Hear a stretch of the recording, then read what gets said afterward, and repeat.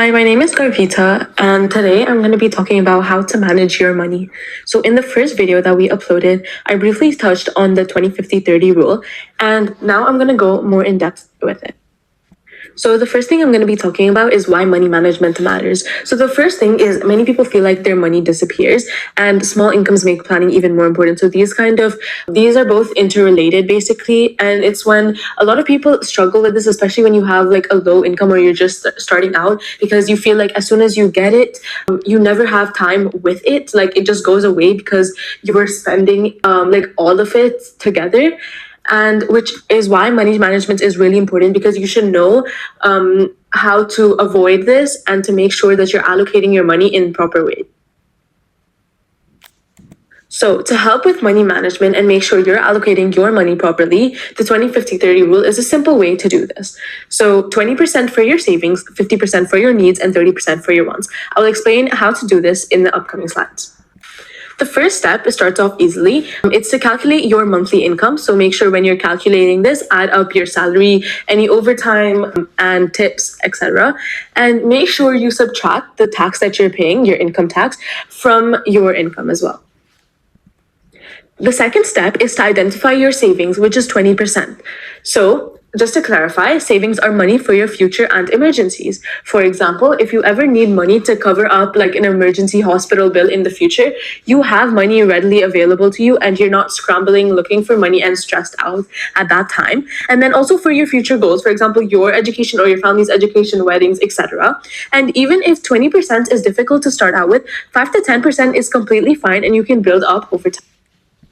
So these savings are split into two categories. So after you calculate the amount of money that you're going to put for your savings, you want to halve that and put it into an emergency fund where your money stays the same value and does not grow, but it is good because it's not risky and you have a specific sum of money always there for you. And then the other half of that savings will be used to invest. So essentially, investing is growing your money over time rather than keeping it a fixed value, and it is really helpful.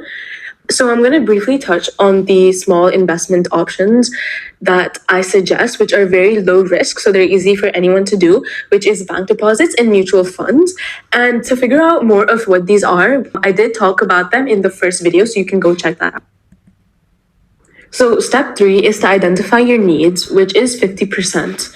So just to clarify, this is not 50% after your savings, but this is 50% of your entire income that you calculated in the first step.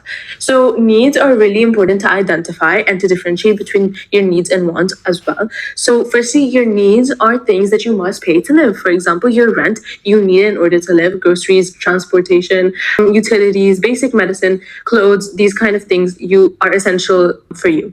And if your needs exceed 50% of your total income, make sure to aim to cut small of costs, not big ones. And over time, you can continue by cutting the bigger ones, but don't start off by that.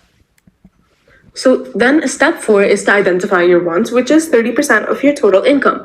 So wants are things that make life comfortable, but are not essential. Like you don't need them in order to live. For example, eating in restaurants, new like clothes, snacks, coffee, treats, and other entertainment, for example, like subscriptions. So you don't need to remove these wants because obviously it makes you human. You need them to kind of satisfy and enjoy life, but you can just limit them. But then the question arises that what if I can't follow the 20-50-30 rule?